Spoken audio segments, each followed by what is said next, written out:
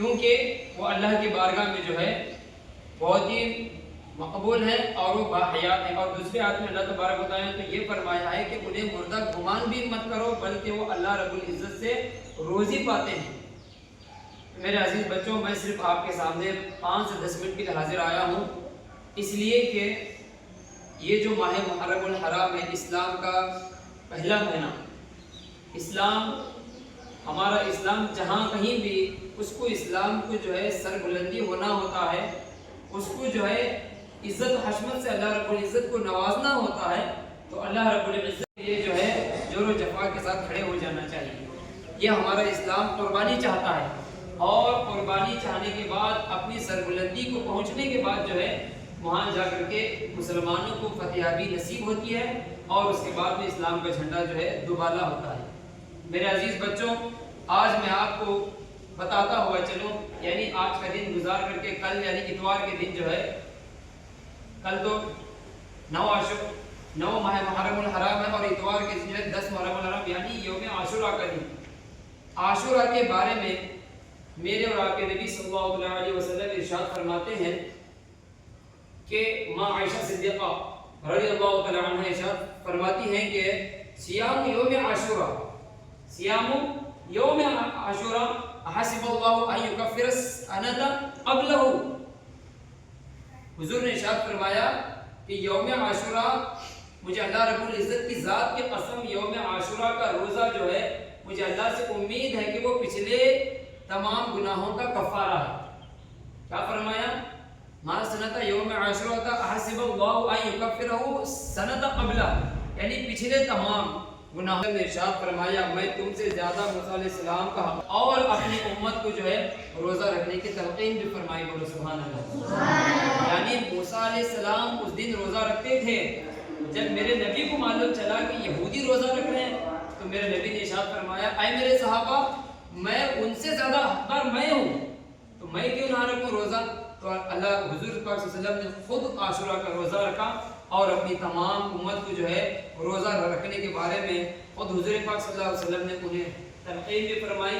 تو ان حدیثوں سے ہمیں ایک بات سمجھ میں آتی ہے کہ جو ہے یوم عاشورہ یعنی ماہ محرم الحرام اپنے اندر پورے مہینے کے اندر جو ہے کئی ساری قربانیاں لیے ہوا ہے، اور یہی نہیں، اس محرم کے اندر جو ایک بڑا واقعہ جو پیش آئے جس کو ساری دنیا سے یہ راز مخفی نہیں ہے کہ اہل بیت اطہار یعنی ہمارے آل نبی کو جو ہے شہید کیا گیا، بے رحمی کے ساتھ ان کے اولادوں کو کاٹا گیا، بے رحمی کے ساتھ جو ہے ان کے سروں کو جو نیزے پر بلند کیا گیا، بے رحمی کے ساتھ جو ہے ان کے ساتھ دشمنی کر کے ان کے نہ اختیار کرنے پر، ان کے بیعت کو قبول نہ کرنے پر ان کے ساتھ جو ہے جنگ و جدال کیا گیا، ان کے ساتھ قتل و غارت گیری ان کے ساتھ کی گئی۔ لیکن میرے عزیزوں، یہ تمام چیزیں، یہ تمام جنگ کے اندر اقرار یہی ہے کہ اسلام کو وہاں پر سر بلندی ہونا تھا، تو اسلام کا جھنڈا جو ہے دوبارہ دنیا میں لہرانے والا تھا۔ بس قربانی ہوئی، جیسے حضرت امام حسین رضی اللہ تعالیٰ عنہ جو ہے ایک ایک کر کے جو ہے تمام کنبے والوں کو، اپنے خاندان کو جو ہے راہ حق میں جو ہے انہوں نے جو ہے سپرد کر دیا، اور ان کی جانوں کو جو اللہ کے راہ میں شہید کروا دیا۔ لاسٹ میں جو ہے آخر میں وہ خود بھی جو ہے آنے کے بعد میں یہ آخری بات کہہ کے گفتگو ختم کر دوں، جب حضرت امام حسین رضی اللہ تعالیٰ عنہ جو ہے جب میدان کربلا میں تشریف لائے تو ایک ایک کو جو ہے ایسے کٹ گاجر اور مولی کی طرح جو ہے لوگوں کو جو ہے شہید جہنم وار کرتے گئے اور ان کو جہنم رسید کرتے گئے۔ تو ان جو ہے 22,000 کے لشکر میں سے جو سپہ سالار تھا وہ للکار کر کے کہنے لگا اے میرے ساتھیوں، کیا تمہیں معلوم نہیں ہے کہ یہ کون ہے؟ تم جانتے نہیں ہو کہ یہ کون ہے؟ یہ وہی شہزادہ ہے جو حضرت علی المرتضیٰ جو ہے جو شیر خدا حیدر کرار کا بیٹا ہے۔ اگر تم اس کے بارگاہ میں، اگر تم اس کے پاس ایک ایک کر کے جاؤ گے، یہ تمہیں تمام کو جو قتل کر دے گا۔ ایک بار کی اس پر حملہ کرو اور اس کو شہید کر دو۔ ایک ایک جا رہے تھے تو قتل ہو جا رہے تھے، لیکن جب ایک بار کی ان پر حملہ کیا گیا تو ہاتھ کٹے، بازوں کو کاٹ دیا گیا، پھر لاسٹ میں جو سجدے کی حالت میں جو ہے ان کے سر کو تن سے جدا کر دیا گیا۔ میرے عزیزوں، یہ ہے حضرت امام حسین کی واقعہ کربلا۔ سنانا بہت بڑا واقعہ ہے، میں آپ کو اصلی نکات آپ کے وہ سے گزر رہا ہوں، آپ حضرات اس کو بغور سماعت فرمائیں۔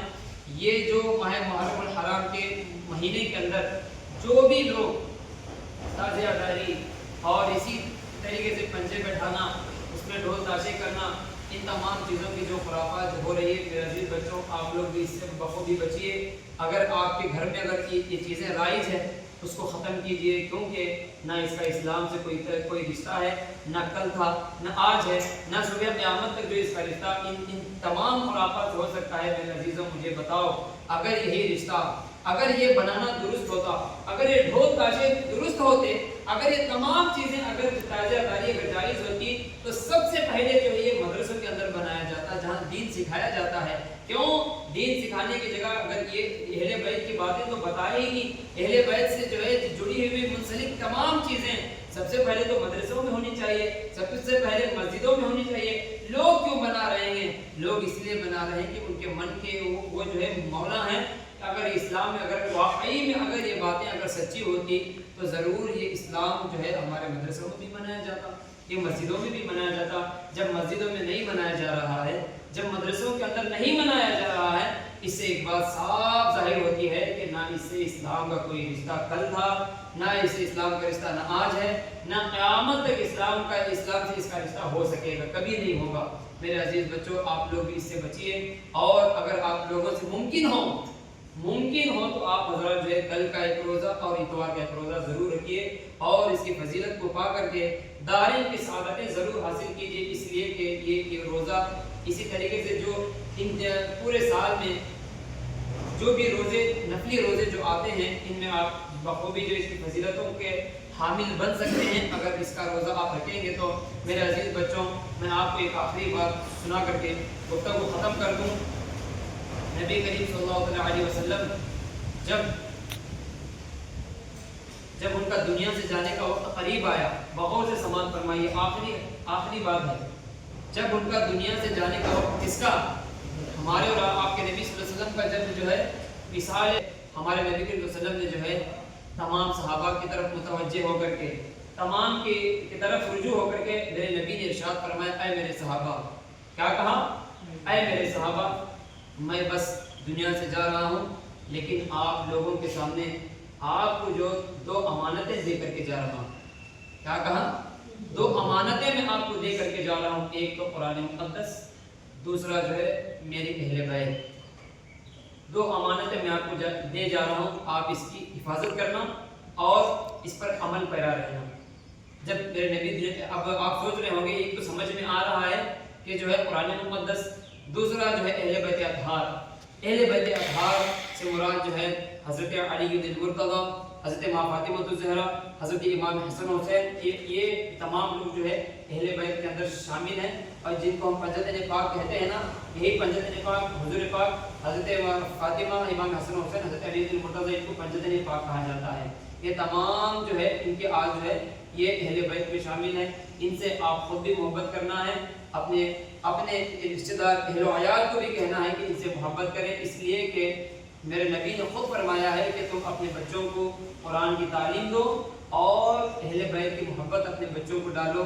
इससे क्या होगा कि आप दुनिया में भी कामयाब रहोगे, आखिरत में भी कामयाब रहोगे। और कुरान मुक़द्दस ये ऐसी लाइब और लाजवाब किताब है कि इसको आप अपनी ज़िंदगी में ऐसे शामिल कीजिए कि जब भी आपको मौका मैसर हो, इसकी तिलावत से कभी भी गुरेज ना करें, गुरेजा ना हो, बल्कि इसकी तिलावत के लिए हम वक्त जो है शौक़ और ज़ौक़ के साथ इसकी तिलावत में आप मुनहमिक हो जाएं और अहले बैत की से बेपनाह मोहब्बत रख करके अपनी दुनिया और आखिरत को सवार करके इस दुनिया से जाएं। इंशाअल्लाह यही मोहब्बत, यही तिलावत कुरान, यही तिलावत कुरान से मोहब्बत, यही अहले बैत से मोहब्बत जो है इंशाअल्लाह हमारा ईमान, हमारा ज़ौक़ ईमान ये कहता है कि आपको ये तमाम चीज़ें जो है इंशाअल्लाह कब्र में भी काम आएगी, दुनिया में भी काम आएगी, कब्र में भी काम आएगी और आपको इंशाअल्लाह बरोज़ हश्र भी ये तमाम बरकतें आपको देखने को मिलेगी।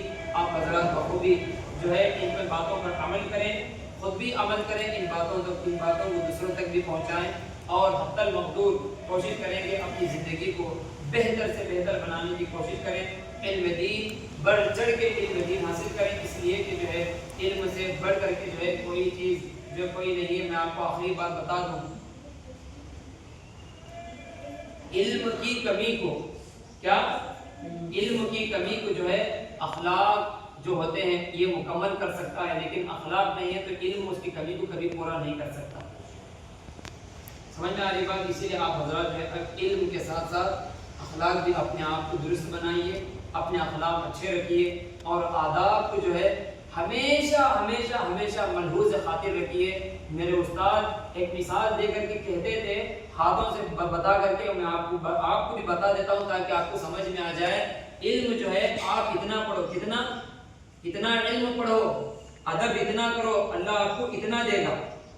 علم اتنا ہی پڑھو، ادب اتنا کرو، اللہ آپ کو اتنا دے گا۔ اگر آپ جو ہے علم اتنا پڑھ رہے ہو، ادب اتنا کر رہے ہو، علم آپ کو اتنا ہی ملے گا۔ ایسے اشارے کر کے ہمارے استاد بتاتے تھے یہی ایسے ہی۔